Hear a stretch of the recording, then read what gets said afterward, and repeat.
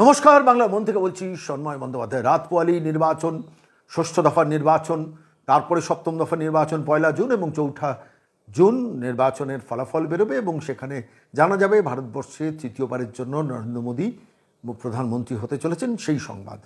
আমরা আজকে যখন আপনাদের কাছে এই প্রতিবেদন নিয়ে এলাম, রাত পোয়ালি কালকে ষষ্ঠ দফা নির্বাচন। দেখুন, সারা ভারতবর্ষের সঙ্গে তাল মিলিয়ে নয়, সারা ভারতবর্ষের থেকে ব্যতিক্রম হয়ে এই পশ্চিমবঙ্গ 7টা দফায় নির্বাচন হচ্ছে। তার কারণ এ রাজ্যের মুখ্যমন্ত্রীর নাম মমতা বন্দ্যোপাধ্যায়, এ রাজ্যে যারা সরকারে আছেন সেই সরকারের নাম হচ্ছে তৃণমূল কংগ্রেসের সরকার এবং একটি বেসিক্যালি সন্ত্রাসবাদী সরকার। নির্বাচন এলেই নির্বাচন কমিশনের খাতায় পশ্চিমবঙ্গ আলাদা করে জায়গা পায় এবং স্বাভাবিকভাবে সেখানে সেন্ট্রাল ফোর্স দিয়ে নির্বাচন করাতে হয়। এই ষষ্ঠ দফা নির্বাচন রাত পোয়ালেই যেটা হবে সেটা বেসিক্যালি জঙ্গলমহল সংলগ্ন বিভিন্ন জায়গার নির্বাচন। 8টা কেন্দ্রের নির্বাচন। তমলুকে আছে, কাঁথিতে আছে, মেদিনীপুরে আছে, ঝাড়গ্রামে আছে, ঘাটালে আছে এবং অবশ্যই পুরুলিয়া, বাঁকুড়া, বিষ্ণুপুর, এই 8টি কেন্দ্রের নির্বাচন। এই 8টি কেন্দ্রের নির্বাচনের সম্ভাব্য ফল কী?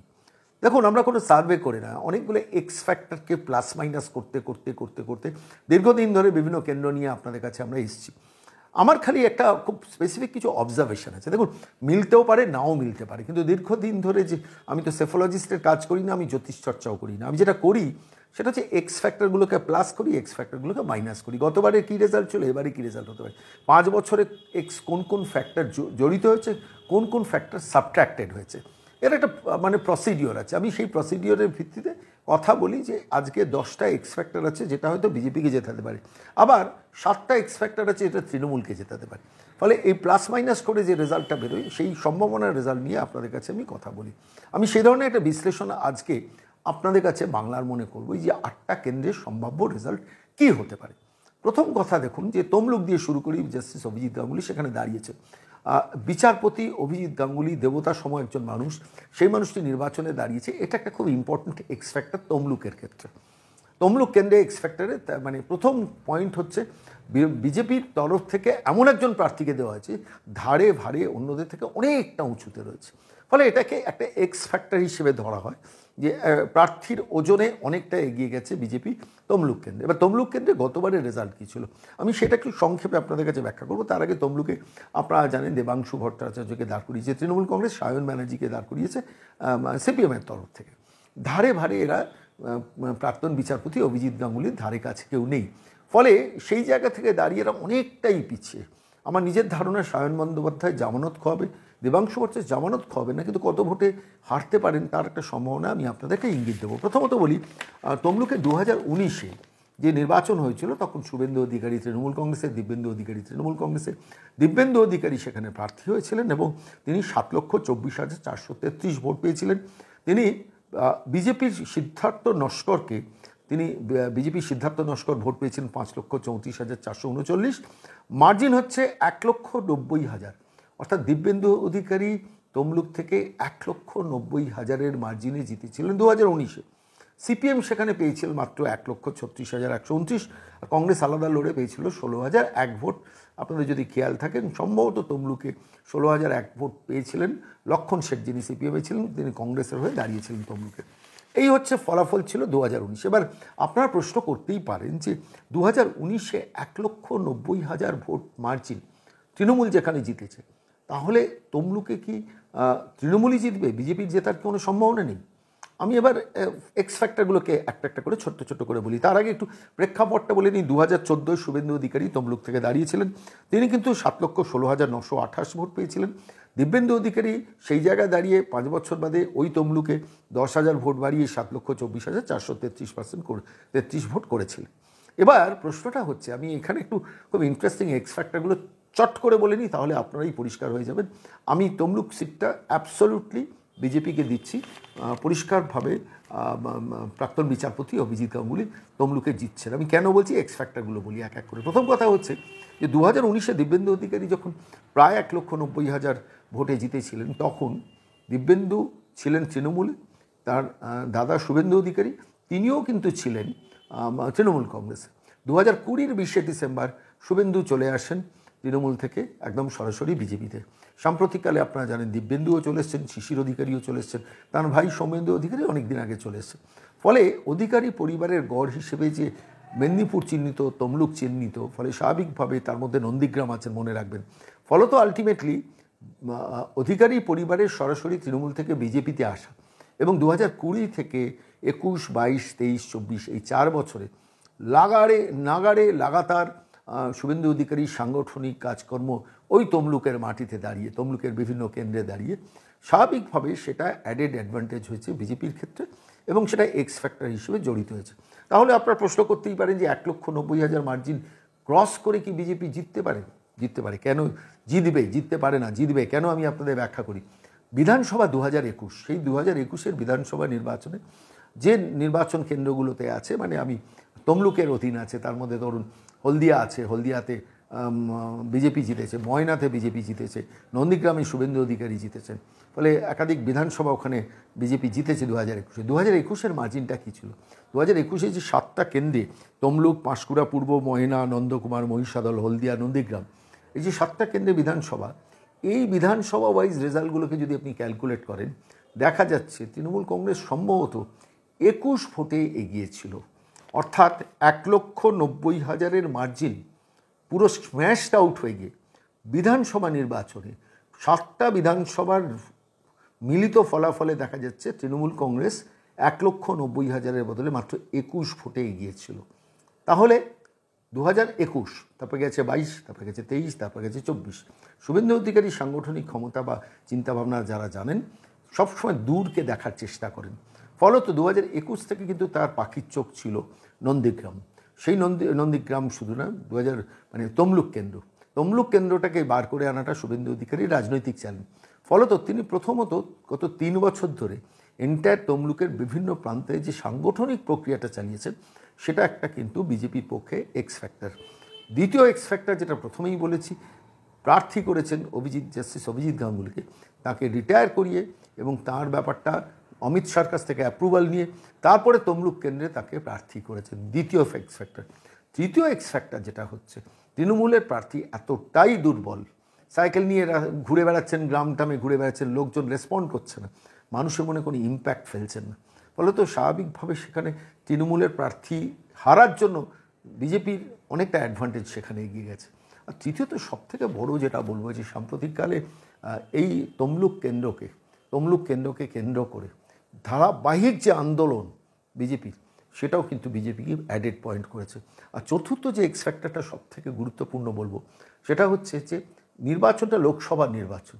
বিধানসভার নির্বাচনে নর্মালি স্থানীয় দল অ্যাডভান্টেজ পায়। তৃণমূল অ্যাডভান্টেজ পেয়েও 7টা কেন্দ্র মিলিয়ে 21 ভোটে লিড পেয়েছিল।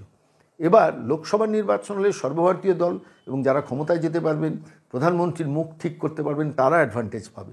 ফলত স্বাভাবিকভাবে সেই ক্ষেত্রে দাঁড়িয়ে নরেন্দ্র মোদীর দল, বিজেপির দল অ্যাডভান্টেজ পাবে তমলুকে।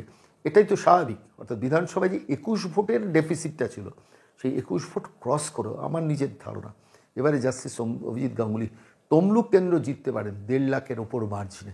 এটা আমার নিজের অ্যাসেসমেন্ট, ভুল হতে পারি, কিন্তু জিতবেন এটা শিওর। মার্জিন হয়তো এপাশ ওপাশ হতে পারে, কিন্তু আমার সমস্ত ক্যালকুলেশন নিয়ে সব মিলিয়ে বলছি যে জাস্টিস অভিজিৎ গাঙ্গুলি কিন্তু এবারে লোকসভা নির্বাচনে পরিষ্কারভাবে তমলুক জিততে চলেছেন নট লেস দ্যান 1,50,000 মার্জিন নিয়ে। এখন ঠিক হবে কি ভুল হবে, ভুলও হতে পারে। আমি শুধু আপনাদের কাছে এইটা বলবো যে যেদিকে যাচ্ছে, যা ট্রেন্ড যাচ্ছে, তাতে আমি যেটা বললাম সেটার সম্ভাবনাই বেশি। সমস্ত আরও 5-7টা এক্স ফ্যাক্টর আছে, আমি সেগুলো ব্যাখ্যায় যে গেলাম না, কেন আমার অন্যান্য কেন্দ্রগুলো নিয়ে আপনাদের কিছু ব্যাখ্যা পেশ করতে হবে। এরপর আসবো কাঁথি, যেটা শুভেন্দু অধিকারী থাকেন, যেখানে শিশির অধিকারী সাংসদ ছিলেন। 2019-এ শিশির অধিকারী সেখানে সাংসদ হিসেবে নির্বাচিত হন তৃণমূলের টিকিটে। শিশির অধিকারী পেয়েছিলেন 7,11,872 ভোট। বিজেপি প্রার্থী পেয়েছিলেন 6,204 ভোট। সেই অর্থাৎ শুভেন্দু অধিকারী যখন তৃণমূল কংগ্রেসেও ছিলেন, শিশির অধিকারী যখন তৃণমূল কংগ্রেসেও ছিলেন, সেই সময় বিজেপির প্রার্থী কিন্তু 6 লাখ ভোট পেয়েছিলেন। অর্থাৎ 1,11,668 ভোটে কিন্তু তৃণমূল কংগ্রেস বিজেপিকে হারিয়েছিল। এইবার কাউন্ট করুন, 2020 পর শুভেন্দু চলে এলেন তৃণমূল থেকে বিজেপিতে।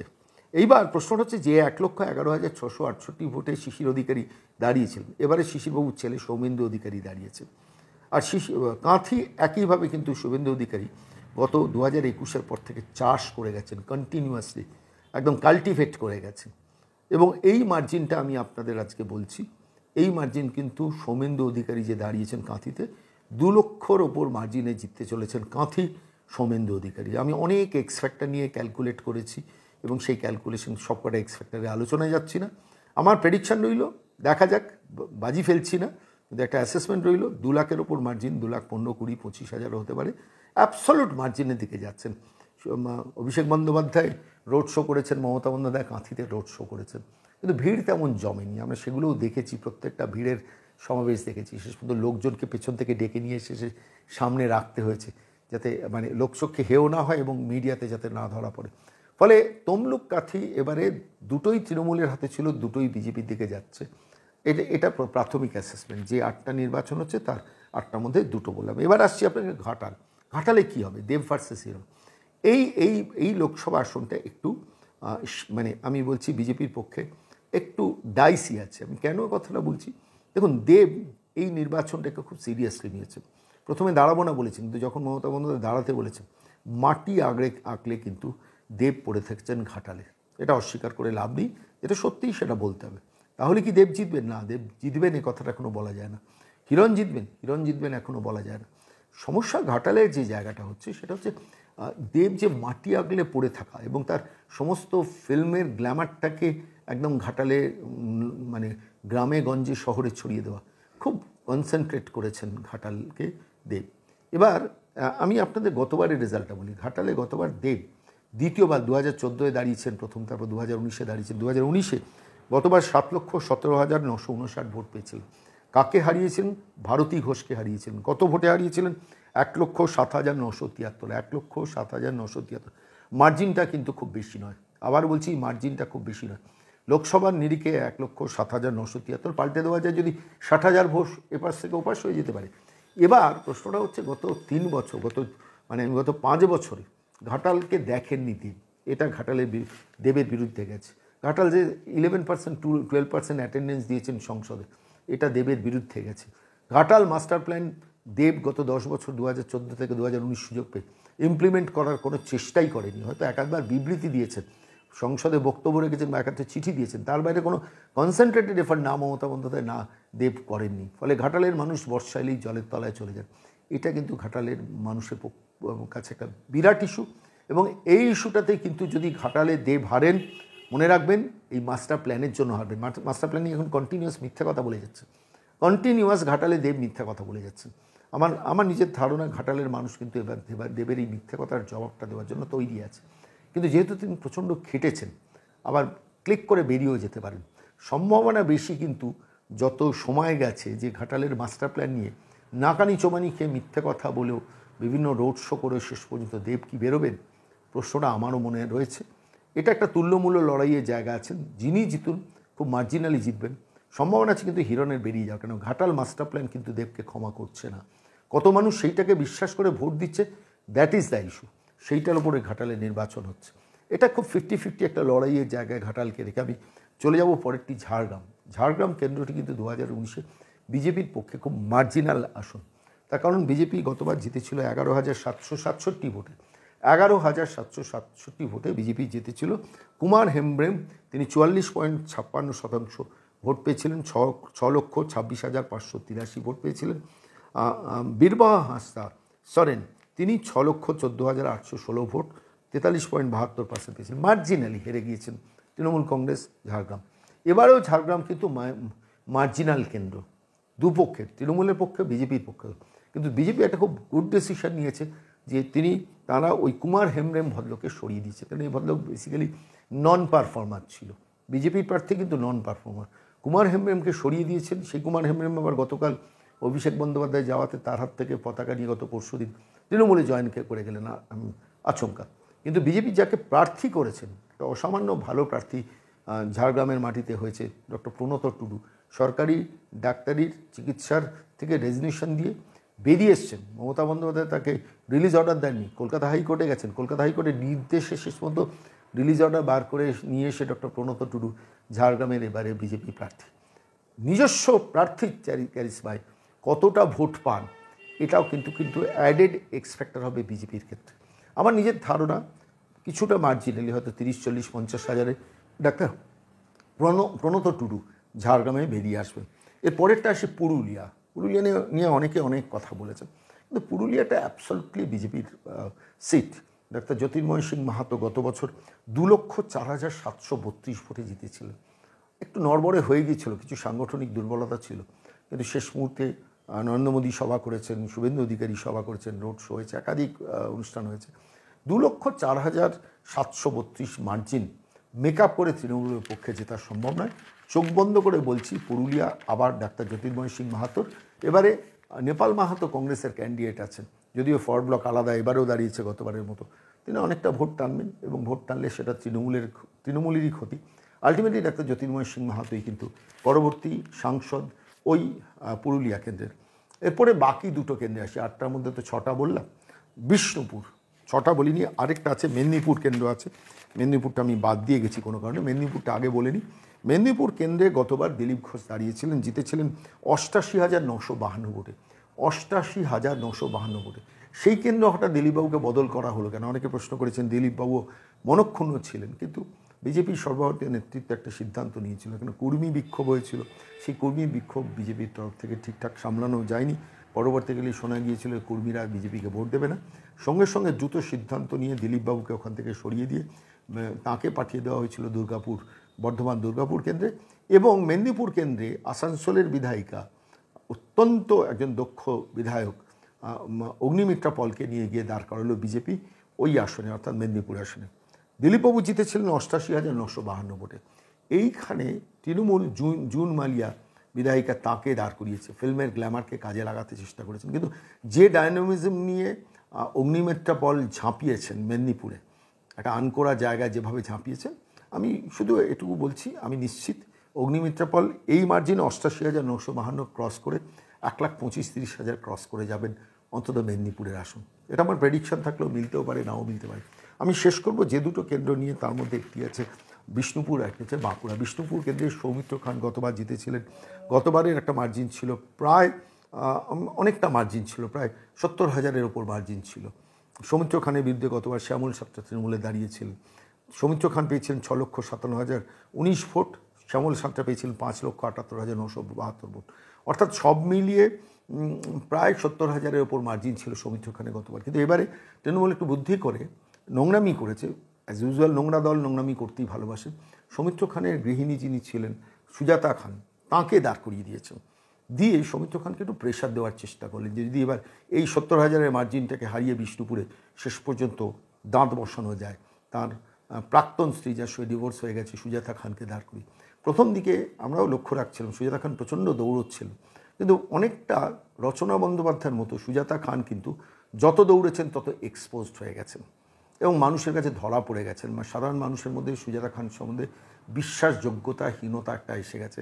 উল্টোপাল্টা বকেছেন, উল্টোপাল্টা কাজ করেছেন, বিভিন্ন ধরনের এমন কাজকর্ম করেছেন, এমন কথাবার্তা বলেছেন। অনেকে আমাকে একজন দর্শক ফোন করে বলছেন, এই কোন পাগলিকে দাঁড় করিয়েছেন? আমি বললাম, দয়া করে মানুষকে পাগলি বলবেন না, তাকে মানুষ হিসেবে সম্মান দিন, পছন্দ না করতে পারেন। আমি বলছি মানুষের ইমপ্রেশনের জায়গাটা সুজাতা খান সম্বন্ধে এই জাতীয় জায়গায় নেমে গেছে। এটা কিন্তু আমি আরও বহু মানুষ আমাকে হোয়াটসঅ্যাপে মেসেজ করে লিখেছেন বিষ্ণুপুর থেকে। এবং সৌমিত্র খান প্রথম দিকে একটু ওয়েট অ্যান্ড সি করে লড়ছিলেন, তারপরে যে দৌড়টা দৌড়েছেন সেই দৌড়টা কিন্তু সুজাতা খান দৌড়তে পারেননি।